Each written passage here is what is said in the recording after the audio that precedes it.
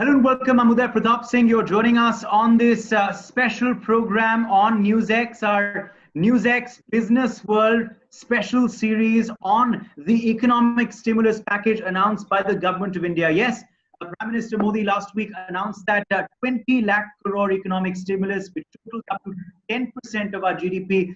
The FM has, of course, given us the details on which are the sectors they're allocating it to and the reform measures announced by the government. But how is this being perceived by India Inc. and corporate India? That's what we're attempting to do in this series.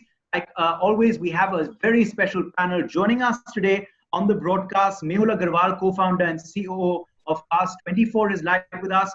Vivek Tiwari, founder and CEO Medikabazaar is live with us. AS Rajgopal, MD and CEO NextGen Infinite Data Centers joining us live. Dr. A. Velumani, founder, chairman and MD Hyrocare Technologies joins us live.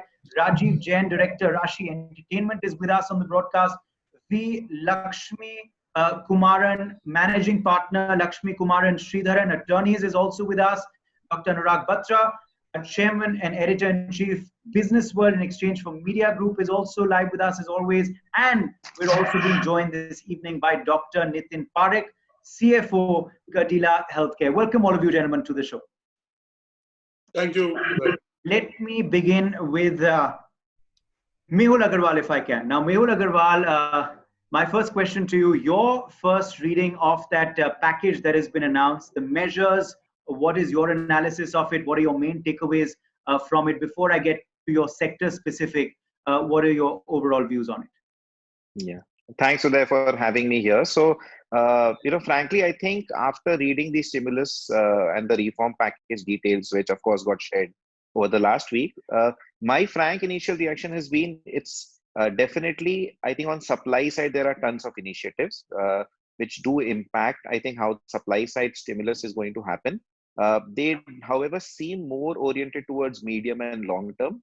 I think that urgency on the short term side, especially to stimulate demand, hasn't come across very strongly. But I'm much more focused on the auto sector, and we would definitely be able to talk in much more details around that. And that's the sector I was just going to come to, in fact, which you represent, a sector which was already reeling, and needed some sort of aid or help.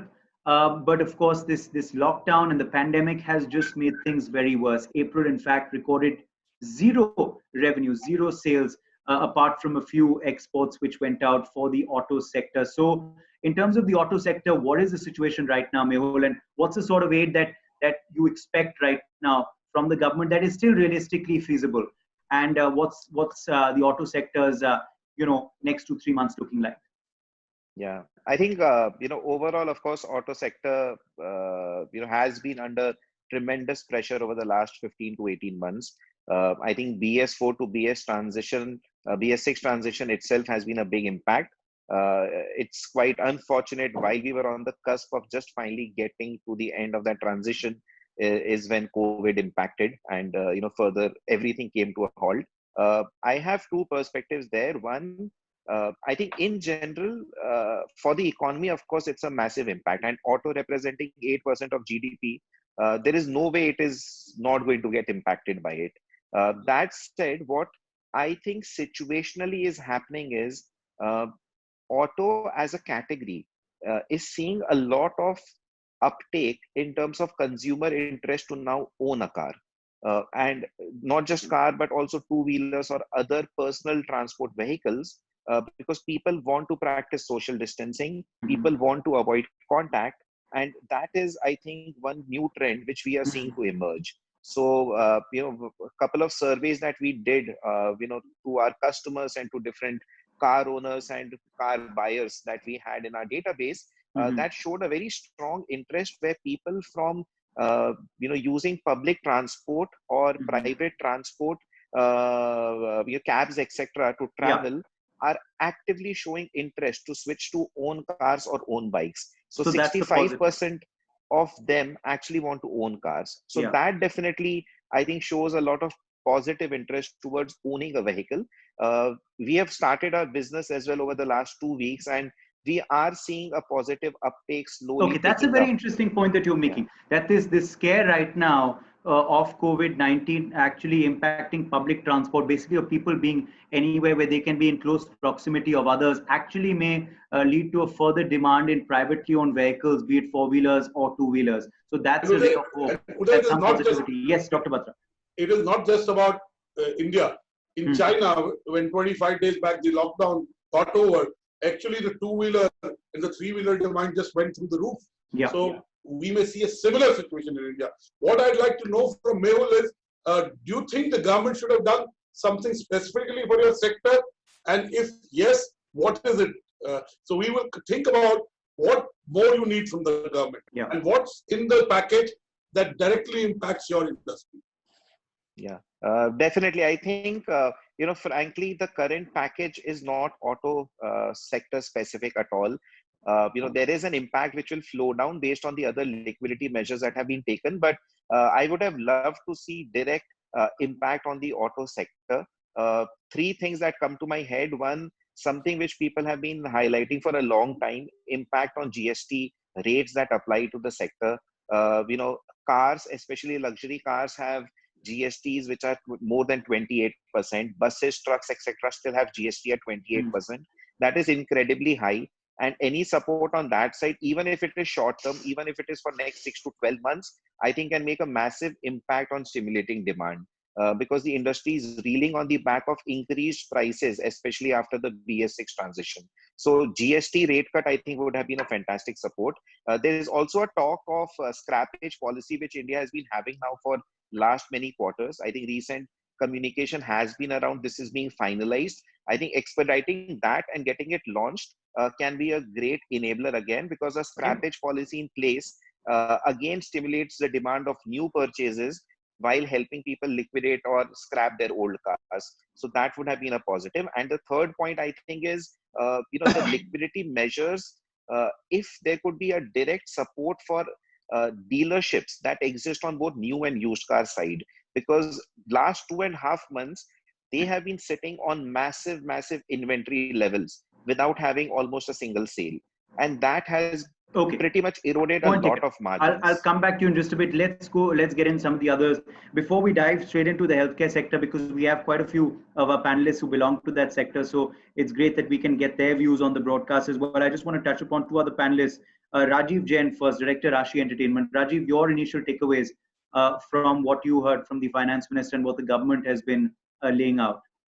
So Uday and Anurag, thank you very much for inviting. Basically, when all this started, we were first thinking that a lot of relief will be given to the entire entertainment sector, aviation sector, and hotel sector. Trust on me, nothing has been done by the Finance Minister, and the government has not done anything as far as that is concerned. Our association, our industry, and other associations have also given various representations to every government body, including Ms. Sitaraman, Mr. Thakur, and all the ministers which are concerned. And we were expecting some kind of a relief. You need to understand that everything is on a standstill. The planes are standing, the hotels are closed, the entertainment, the business that we are into, which the wedding business and the corporate business, which comprise of 3 lakh crore rupees, is on a complete standstill because of the social distancing thing. There was a relief that was being expected, but it is a complete zero thing, and that was not expected out of this finance ministry. So we were quite surprised seeing this package. I tried to understand this for 5 days that, is there something coming for us? But there was nothing which was coming for us. We tried to enter into the MSME sector also, but the kind of business we are into, there are very less organization that is being registered into MSMEs. So there was no relief practically for 5% of entertainment companies is what is there. You have to understand, Mehul, that the business of wedding is a very large business in the country just now. Okay. 3 lakh crore business is what I'm talking about. Every celebration brings a lot of happiness to the face of all the panelists and all the people of this 130 crore country that we are talking about. You have to keep the happiness quotient happening. You have to see that, these people who are bringing happiness to your homes, these people are making travel happen to your home. You have to do something for that. And also in terms of, you mentioned the entertainment, right now shootings are stalled as well. There are no shootings happening. The shootings are installed. There are no television serials getting made. The sectors are complete. The small performers, you need to understand, who used to perform in the hotels every day, they are not getting the food anytime. We were expecting some kind of... Rajiv, what would you have then wanted the finance minister to do? I know the weddings will come back in November and hopefully it will do well, but what are the specific asks that you have from the government and from the finance minister? What could they have done to get your sector going? आज हम लोग ने उनसे कुछ ज्यादा नहीं मांगा था. जो हमारी रिप्रेजेंटेशंस उनके पास में गई थी, we were looking for reliefs as far as all the payments which are being stuck up in our government projects. Couple of thousand crores are being stuck up there कि आप उनको रिलीज कर दीजिए. आज जो भी प्रोविडेंट फंड के ऊपर जो रिलैक्सेशन आप बाकी सारी इंडस्ट्री को दे रहे हैं, वो हमारी इंडस्ट्रीज को दीजिए.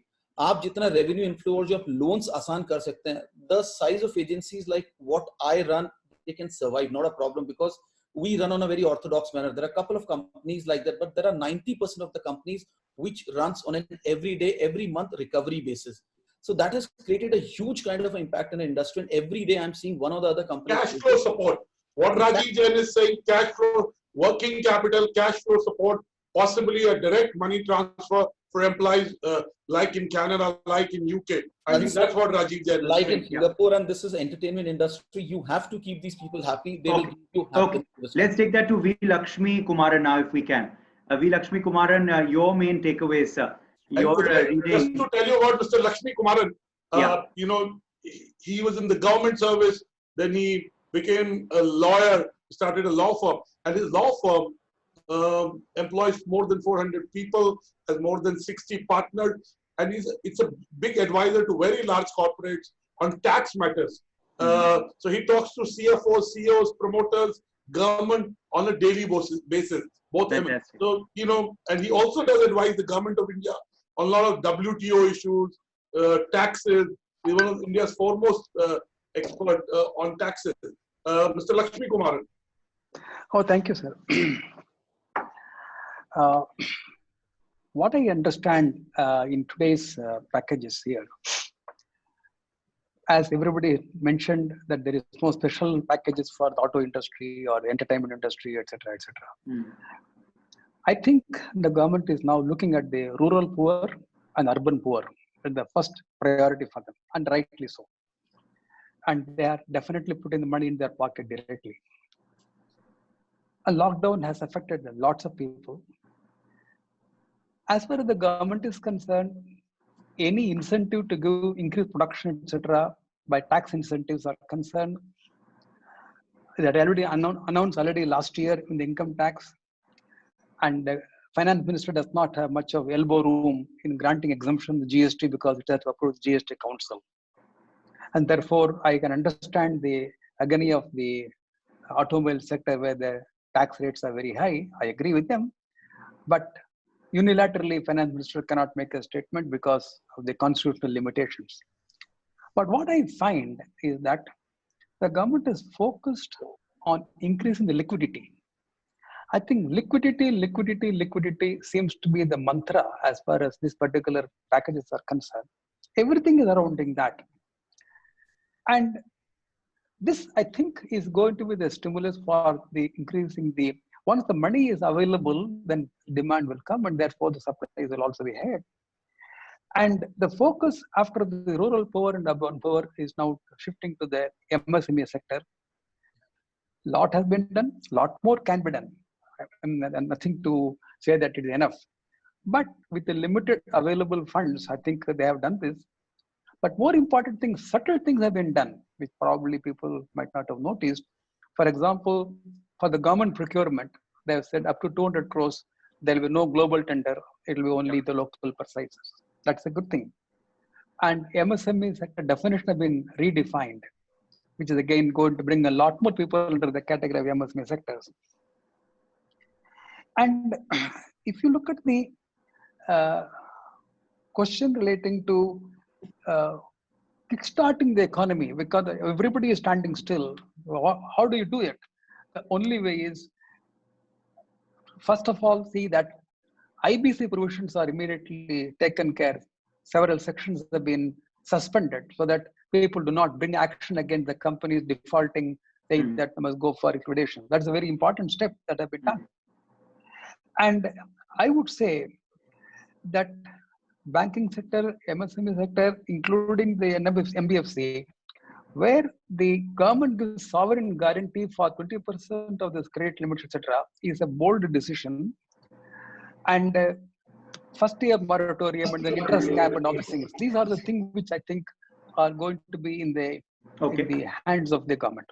I think at this point of time, I'll stop here. Just okay. And we on that point, of course, we expect some follow up by the RBI as well. But that's fantastic because and it's great that we got a background to you and what you've done in your legacy for our viewers as well. Because this is an insider perspective, Dr. Batra, coming in today from someone who's actually been in governance, in bureaucracy. And interestingly, the point that Mr. Lakshmi Kumaran was making there, that this perhaps is an initial step by the government, and their focus was different right now. And that's the point you've also been raising, isn't it, Dr. Batra, on our previous not only that, Uday, now we can expect sector-specific measures to be taken in the future. At some stage, maybe not immediately. Yeah. But the point I've been making on the broadcast with you and other NewsX colleagues is that entrepreneurs have built their businesses with their own enterprise, with their own innovation, with their own frugal resources, right? And that's the point Mr. Lakshmi Kumaran was making to me when I was preparing for the show in the evening. And he's really a reservoir of knowledge. So what he said to me was exactly what we've been echoing, that yes, more is needed. That's a reality. There is expectation in the industry that more liquidity measures are needed, and the reforms are good. But we need front loading of capital just now, and the execution of what has been announced. And that's what he exactly said. And I'm sure we'll come back to him on what else. Front loading is needed, and entrepreneurs shouldn't just put up their hands right now. Continue the good work, because that's what's made them to where they've reached so far. It doesn't mean if a lockdown comes or if a pandemic comes that they leave everything. Continue hard and hope for some support from the government as well. And that's why these conversations are important, because this is going to the powers that be as well. They're also watching our series. They're also listening to feedback. So let's hope some of these suggestions are acted upon as well. Let's take that to some of the other experts on the panel. And let's talk a bit about the healthcare sector as well. Dr. Velumani, let me begin with you first. Your takeaways from what the government has announced, and is it truly a good time for the healthcare sector?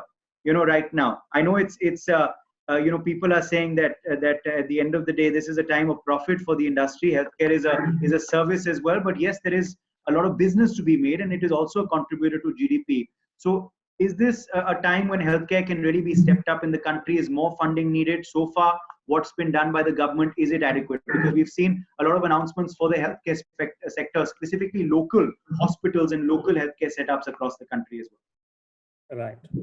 So as far as the package is concerned, बहुत कुछ बोला है, लगता है कुछ मिला है. And it is claimed that 10% of the GDP is spent, but it is debated that it is not even 1.52%. But I believe at least 5% of GDP has come in directly, indirectly, through top of the pyramid or directly to the bottom of the pyramid. It all is a matter of wordings, and it certainly is a package. Having said that, for a country with $2,000 per capita income, we can't compare it with any other Western world where $40,000 per capita income are there. So let us not look at was it too good or it is too bad. It is something which has come inside. Yes, a lot of things have to be done in healthcare. Government had been spending only 2% of GDP in healthcare, whereas Western counterparts have been spending around 17-18% GDP. So I think the government has understood we were underprepared. Our infrastructure is not adequate. So a lot of money which has been given as package, lot goes into curing the pandemic, identifying and treating. So a lot of money has come into healthcare. So I must tell you, healthcare should not sit and grumble that we didn't get enough. Having said that, this pandemic opens a new opportunity for healthcare, because man so far was chasing too many things and health too little. Obviously, because he felt that lifestyle disorders are easy to manage, but then today you are having diseases or infection or something known as COVID, something known as very dangerous. So lot will be spent on COVID. There was no vertical existing as COVID till today. I am of that opinion. 24 months from today, COVID and non-COVID vertical will be 50-50, which means there will be additional 100% business available for the entire healthcare industry.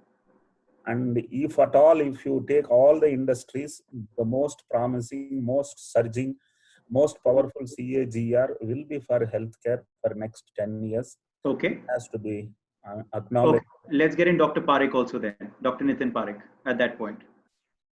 Another eminent voice from the healthcare sector. For this NewsX panel discussion.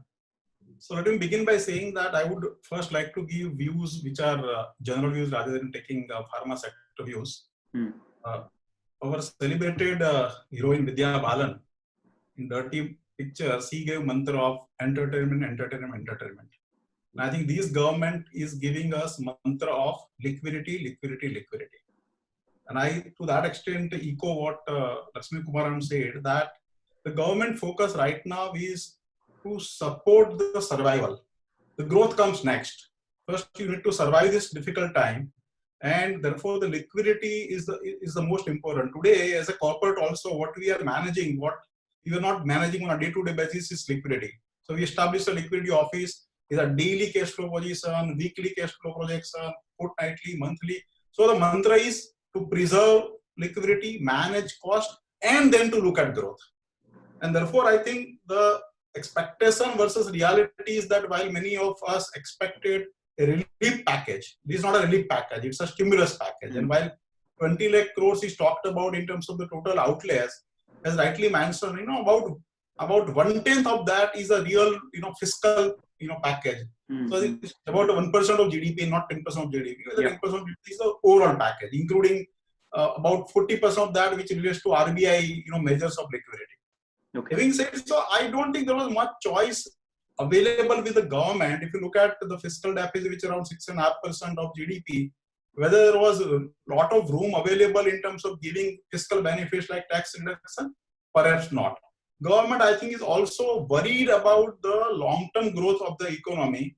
And if the further fiscal stimulus in terms of package is given, that would have increased fiscal deficit, which would have turned, affected your credit rating, and then flight of foreign capital, then crash of stock market, and then all negative effects of that. So I don't think this can be viewed only in terms of what is short-term coming to my pocket, but what's done for the economy in general. To that extent, I think it's a balanced one, because it talks about agriculture, talks about infrastructure, talks about MSME, talks about NBFC. Because there's a certain amount and government has to take care of all sectors. Yeah, you're right. All sectors. So I think focus is not perhaps on sectors. Focus is on society, particular sectors of society and not the sectors of industry. In terms of the people like poor people, migrant people, any farmers, animal husbandry people, all fishermen, these are the people who are in the focus. And rightly so, because that only can help us in terms of the getting to the consumption. Consumption is the bulk one. And for consumption, you need liquidity. Once that consumption comes, I think the flow of the economy will run, and therefore that is the way ultimately growth will come. Okay.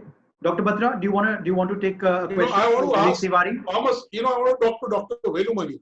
Dr. Velumani, you sounded an optimistic note, but if you look at the health of the healthcare sector, in these 60 days itself, about 10,000 crores of organized healthcare revenue has been lost, because what the COVID is an add-on revenue.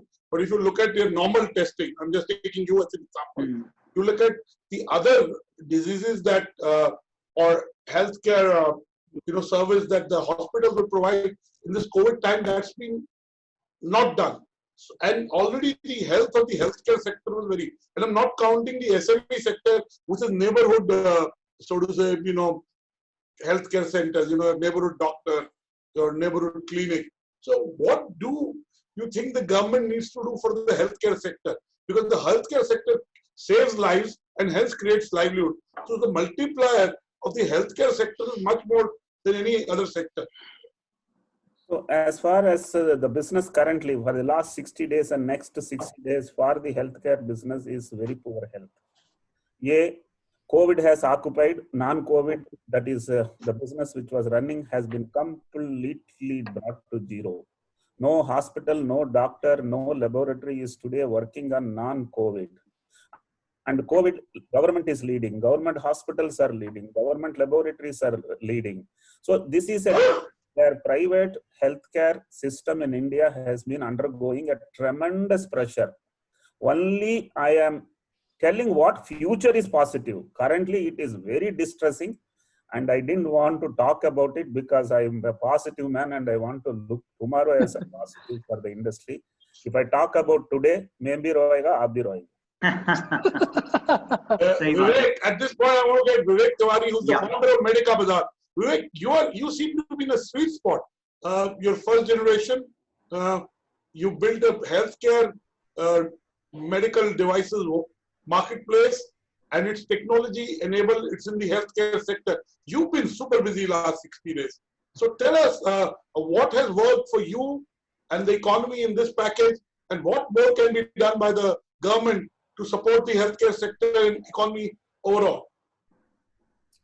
Thank you, NewsX and Mr. Batra, for this nice introduction and having me here on the panel.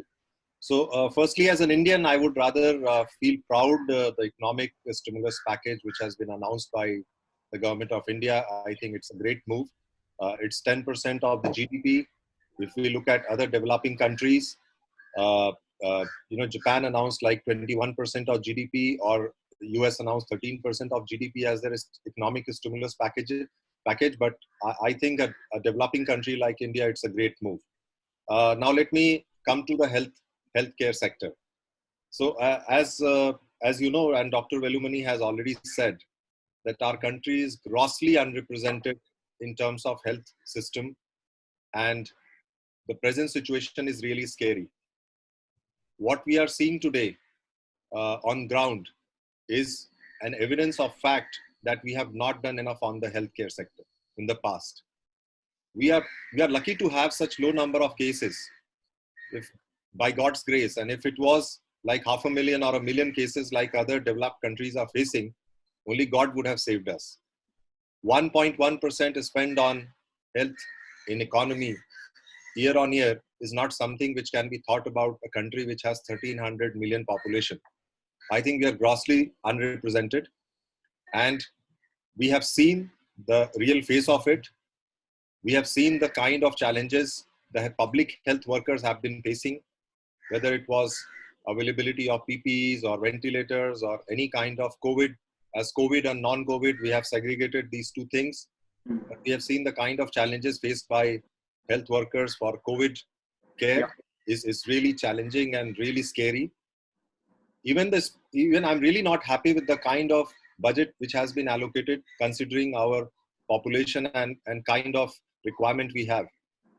15,000 crore for healthcare sector is not adequate, let me tell you, because I have been in this industry in the midst of it, worked with a lot of private healthcare facilities, government healthcare systems. I think we need a total revamp on healthcare systems completely. We need to be really prepared for any such pandemic or any issues which are coming and hitting us badly in future. If we have a rising number of cases and if we are not able to contain them, only God can save us, and it will be really becoming a bit of challenge. Hence, what is the outlay you would recommend for the healthcare sector? Give us your specific recommendation. So, well, in my view, the healthcare infrastructure overall needs a major revamp. We have to put an outlay on healthcare infrastructure. We have to build hospitals. We are one of the lowest in number of beds per 1,000 population. We cannot have this in a country which is country like India, such a large country with so much of people around. We need to really put emphasis on the healthcare infrastructure. We need to also think in the long term, how can we improve the healthcare systems going forward?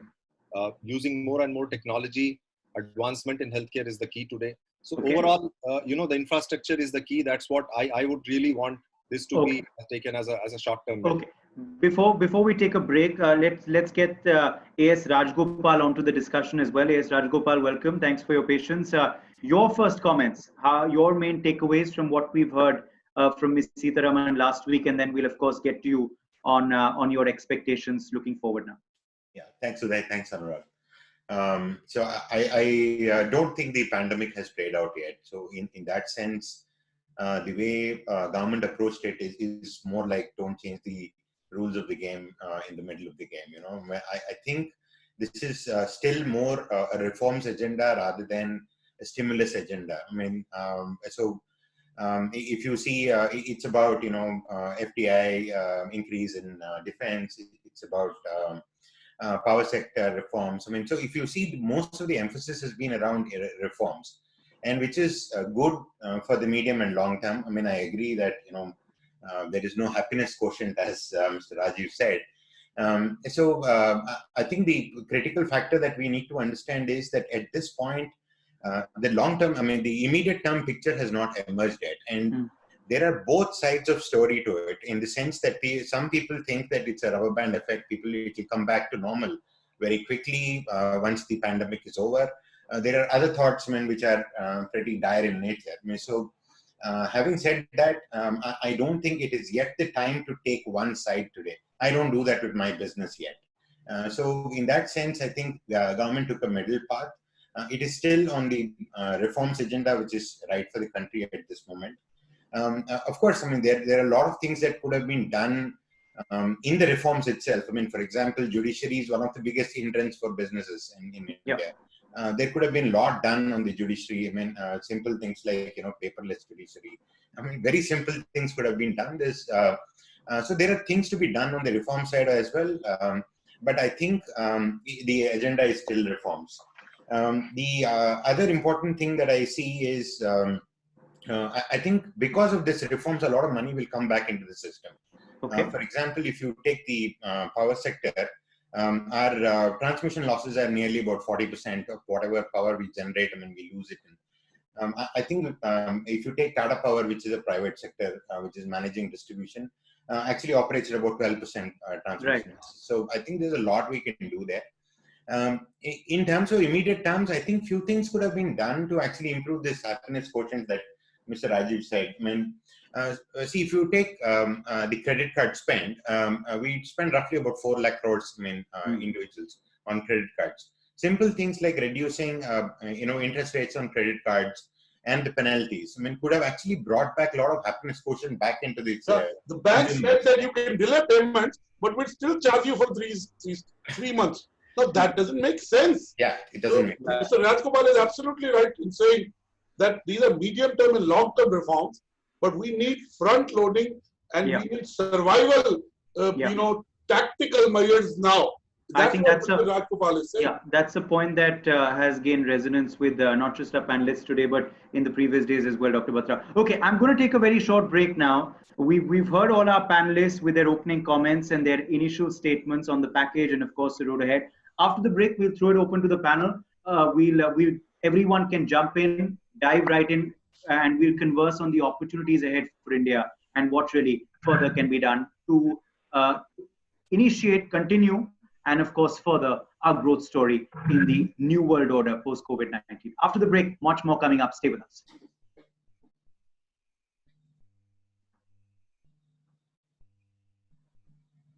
Gauri? Yeah, you can start with it whenever you're ready. Just give me a second. I'm just getting some water. 1 second.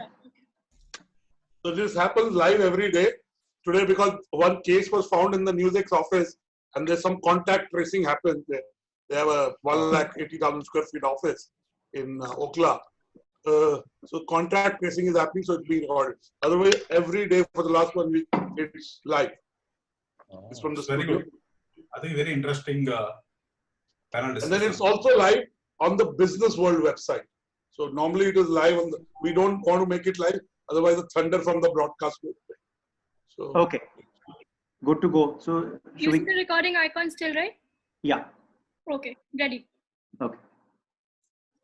Welcome back from the break. You're watching this special NewsX Business World panel on the Indian economy and, of course, the economic stimulus announced by the government. Thanks for staying with us. Let's go straight across to Dr. Anurag Batra now, who's still live with us. Dr. Batra, we've heard the opening comments. Now, time to dive straight into the discussion with some of the, I think, the macro opportunities available for India in this new world order that we're speaking about. I spoke to the Israel ambassador, earlier today, and he was talking about how there is so much scope for India right now, and Israel, of course, prepared to help us. Similarly, there are going to be so many countries who want to collaborate with India in this new supply chain that will develop. So what are the opportunities? What are the sectors that need a thrust and focus right now? Uday, over the last 6 days, when we've talked to entrepreneurs, industrialists, industry captains, CEOs of large companies, there are 5 themes that have emerged.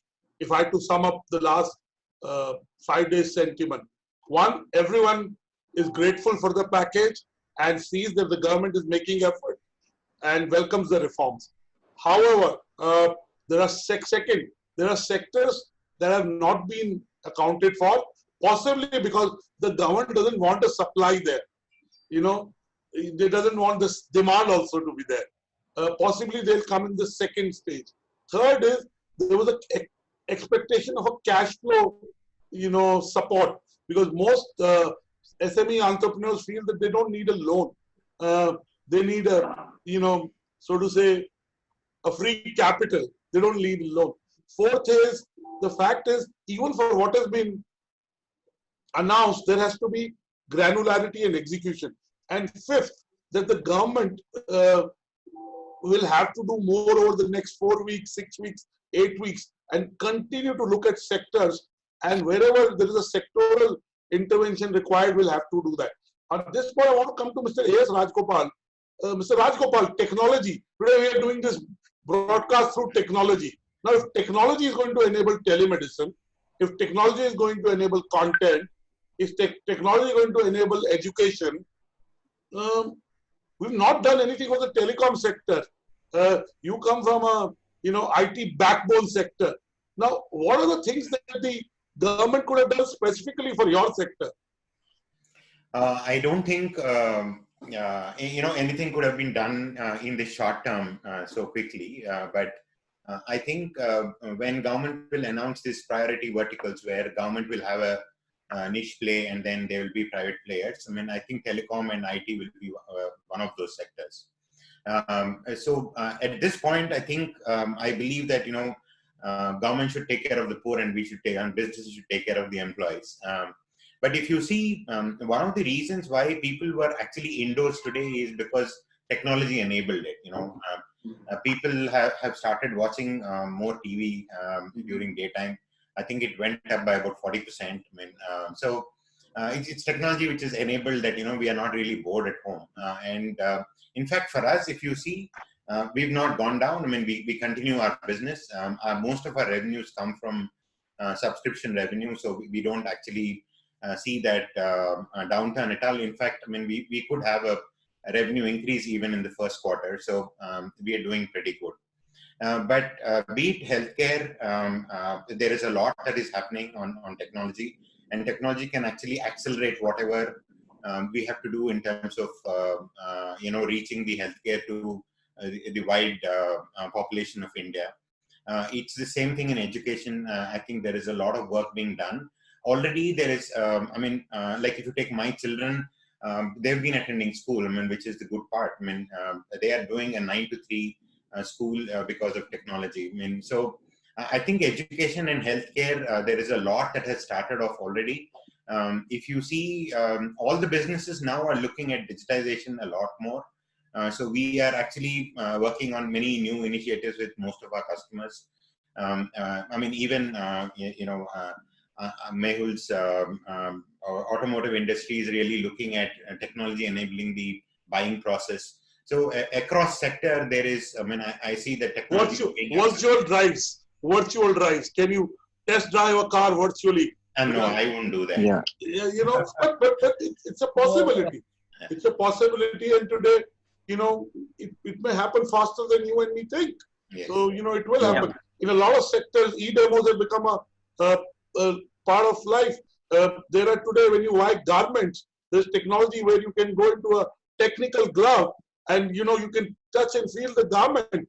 Today, you talk of, we were in a session with the AICP chairman, and today, inspection of educational institutions happening through virtual walkthrough. So, something we said never is happening. It's happening faster. There are amazing examples, right? When we first got our phone at home, it took 6 years. And today there are too many phones at home. I think technology is now in everybody's reach. For example, in banking, last 20 years, I've never been to a bank branch. I only work online from 1998 to be precise.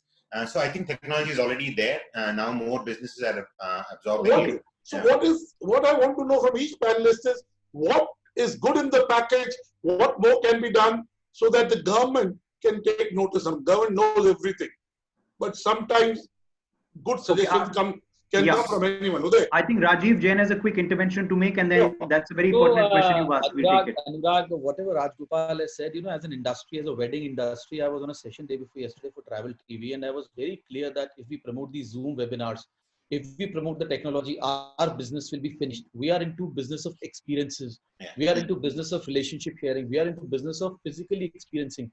Our business can't happen with this. There were 1,700 people in that particular session, and I said to all the hoteliers that please do not promote this thing. If this gets promoted, we will see Switzerland happening on a Zoom call. And it's a huge industry. So for us, technology, for my industry, technology is no, jitna ho gaya utna काफी है. इससे ज़्यादा ठीक है. आप सबके industries के लिए technology, हम technology को promote करने में इससे ज़्यादा interested नहीं है. Only Rajiv can say this on a broadcast.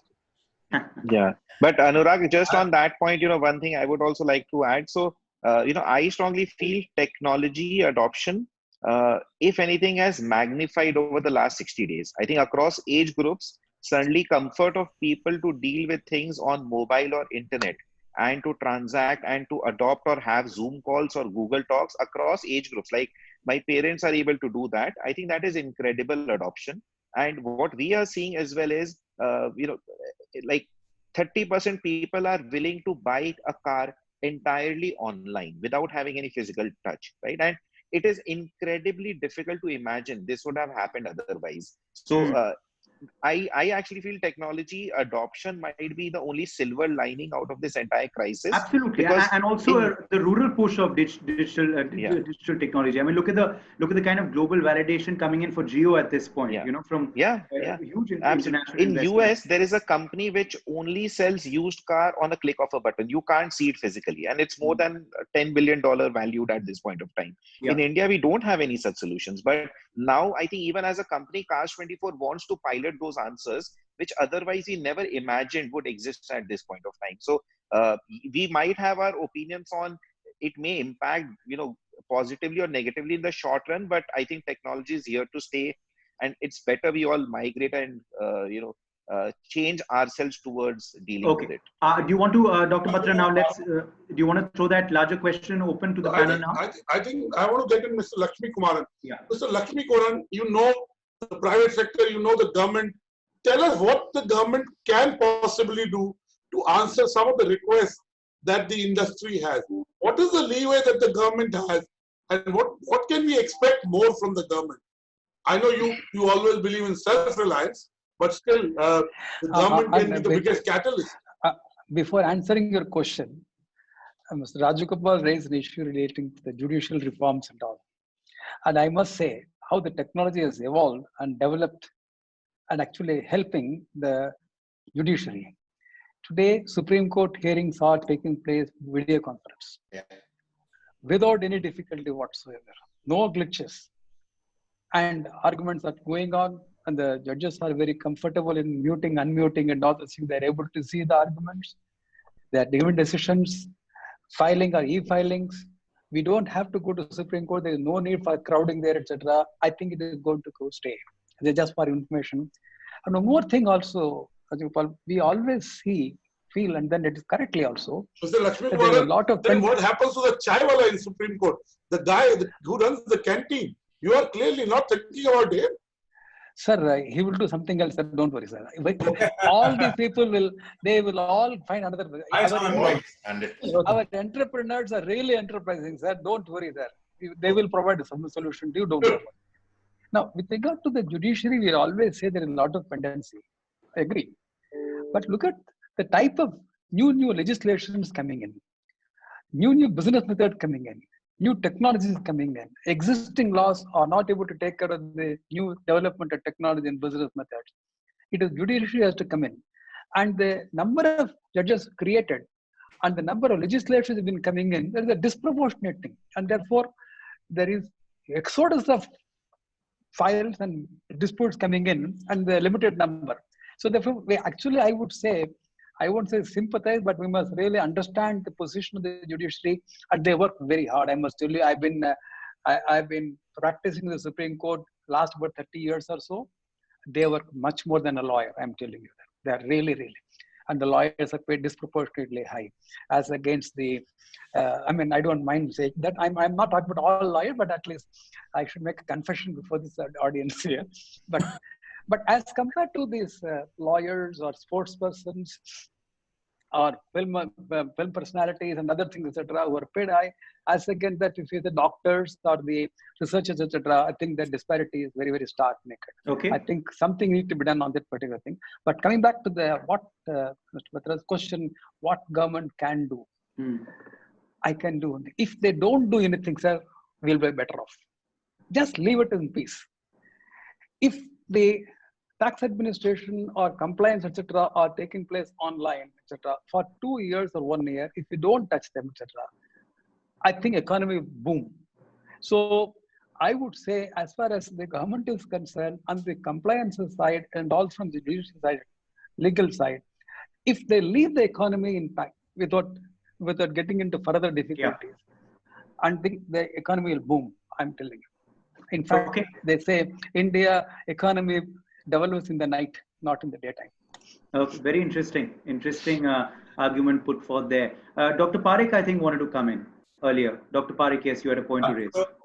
First of all, I think you must be aware that Zydus Cadila is in news for quite some time for two main reasons. One, we are one of the largest global manufacturers of HCQS, which is the treatment which is generally advocate. And two, we are working on the vaccines. So my expectation from the ministry in terms of short-term measure would be that government should go on subsidizing the clinical trials for treatment of COVID as well as the vaccine development for COVID-19 to the extent of at least 50%. That would give a faster way, and many other people would come forward for development of vaccine. That is one. The second, in terms of the long-term measures for pharma industry, there was a weighted deduction of 200% on R&D, which was earlier allowed, which is in the last year now, completely withdrawn, in the sense that it's only 100% spent. I think India needs the 200% weighted deductions to promote pharma industry and research in pharma industry, which is significantly lower than many developed countries. And secondly, in the light of this new possibility of bringing manufacturing facility from neighboring countries to India, India anyway is a very cost-efficient generic manufacturer. If the government gives some impetus in terms of giving capital subsidy and other help in terms of interest cost, etc., I think India can become a major power for global manufacturing of pharma products. As a Zydus, we are already doing this for large manufacturers in terms of joint venture. Like we work for Pfizer, there's a joint venture of 50% with Pfizer, with Takeda, which is the largest again Japanese manufacturer. We have successfully done this kind of partnership for decades, and that offers a very successful model of doing partnership with global players. And if India seizes this opportunity in time, I think we would be much better off. Yeah, Uday, I have a point to make. Yes, please. Yeah. So I think we've all been asking something from the government. I actually want to ask the businesses for something. I mean, just to bring in a perspective. I've seen companies looking at reducing 10%, 20% of their employee count, which is not, it's not creating that happiness quotient, right? I mean, it's creating fear in the employees. The way I see it is, we are in service industry, our employee cost is roughly about 17% of our cost structure. So we knock off 10 or 20%, on the overall cost structure, it becomes 2 or 4% of the overall cost structure. It doesn't really matter. So I think if people start seeing it much more objectively rather than being very reactive and sacking people, I think we are creating an overall impact across the businesses that things are not very well. I think we should look at a possibility that, we need this talent to be available when things go back to normal, and it's a small investment or a small expense in today's terms. So if you can sustain that for this short period, I think it does very well for the economy in the long term. Absolutely. I agree with you, Rajagopal. I agree with you totally. I think this is exactly what business should do now at this point of time. I thank you. Why don't we get a reaction from business, Vivek? Before I get to Dr. Batra's. You heard everyone. Now I know you raised $40 million before the pandemic for your venture, and you're in a sector that is automatically growing. As the healthcare sector grows, the supplies grow. But if the health of the healthcare sector and the health of the economy is not good, how will you grow as an entrepreneur? When you talk to your other fellow entrepreneurs what is the sentiment you get? And be real on this show. Sir, actually, I mean, we are a consumption-based economy. So I think we have so many people. It is not related to production and all that. So we will consume. So in my view, that matter of few months, I think we will start consuming back.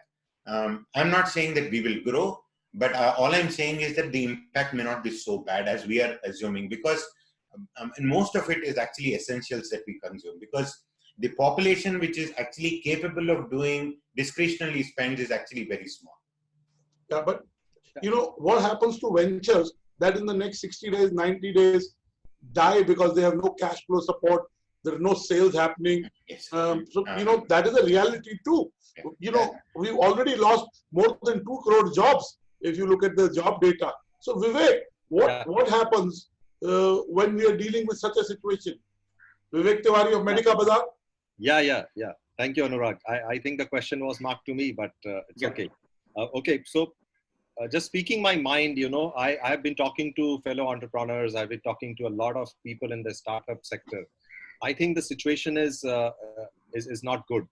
Overall, you know, different startups into different sectors, operating in different sectors, have been reeling under immense pressure. There have been layoffs and job cuts. They are really struggling for bouncing back and survival. Even though we are in healthcare, we are in the midst of a storm. We are looking at supplies, but liquidity in healthcare is also a major challenge.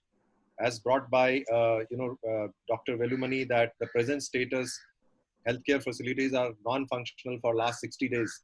And there have been massive pay cuts happening across in hospitals and in medical facilities. It is really not good to have situation. So overall, while everybody thinks that everything is great about medical industry or healthcare industry, I can tell you this much: everything is not great here. We are under immense pressure. If there is no liquidity, there can't be any business. Obviously, you know, while we see on the surface of it that there is enough COVID supplies happening, there are enough opportunities which are coming up for medical supplies and all those related items or related products. But overall, the sector is not doing great. We really look forward to revive this sector. I think the allocation, as I was mentioning, the allocation of about 15,000 crores, something 774 crores in the midterm, and then looking at 1 to 4 years kind of budgeting in the medium term is not good enough for healthcare sector. And moreover, I would also want to add one special point here.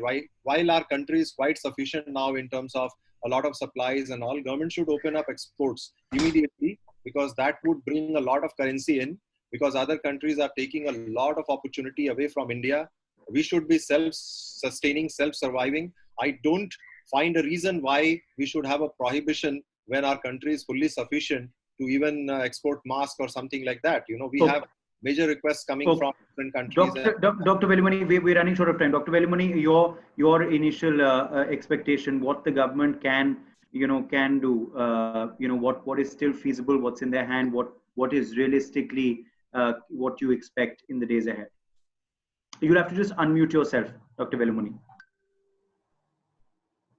Yeah, perfect. The Prime Minister announced a package. The stock market did not move up. The Finance Minister told what is that in that. The stock market did not move. Railways announced 200 trains will run. Stock market moved. Today, I think air traffic is open. Today, stock market is moving. And you know what will move the stock market by now. Having said that, in the entire world, India is cheapest in healthcare. And even in India, healthcare will become much cheaper going forward. It has unleashed the telemedicine potentials, which was conservatively kept. This telemedicine growth and the digital India growth will ensure that even to the remotest villages, there will be better quality at an affordable cost at a much, much appreciated speed. So I am very positive that healthcare will boom, and it only needs to unlock. If unlocking is not safe, we can't help it. But if you unlock everything, the economy will automatically come back to where it was. Okay. But then what happens to the lives, Dr. Velumani? what about lives? I mean, livelihoods also safeguard lives. Yeah. But what happened to the lives? You know, Dr. Batra, worldwide, in the Western countries, it is 250 deaths per million. India is 2 deaths per million. क्या डर रहे हो? Agreed. क्या डर रहे हो और क्यों डर रहे हो? बिल्कुल बिल्कुल नहीं सही बात है. I would also I think we're completely out of time, but Dr. Batra always likes to close with the last word from all our panelists. It's like a rapid fire. Dr. Batra, what are you going to ask them today? Idea, 3 words. Go ahead. Why don't you ask them a rapid fire? An idea that can unlock the economy. It can be in 3 words, 4 words, but not more than 5 words. We'll start with Rajiv. An idea that can unlock the economy. Open the economy. Open the economy. Dr. Velumani. निकल पड़ो, रास्ता अपने आप बनेगा. निकल पड़ो. So unlock. We have the lowest mortality rates. We are now ready. So open up the economy. Vivek Tiwari. I think reviving MSME as soon as possible. Fantastic. Mehul Agarwal. Immediate demand stimulus. Nitin Parekh. Be positive. सफर में धूप तो होगी, तुम भी चल सको तो चलो. क्या बात है. Last but not the least, Mr. Raj Gopal, you have the last word, sir. No, Lakshmi Kumaran also. Yes. Okay, I think technology will enable revival. So more investments in technology. Yes. Lakshmi Kumaran, you also want to have a last word? I would say lawyers do well when the economy is doing well. Lawyers do better when the economy is not doing well.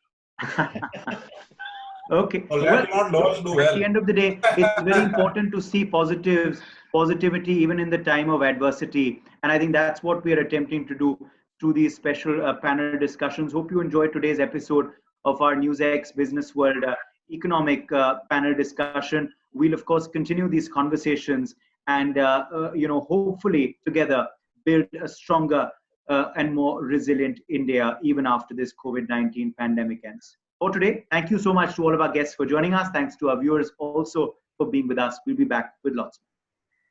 Thank you. Thank you. Thanks. Thank you, Anurag. Thank you all.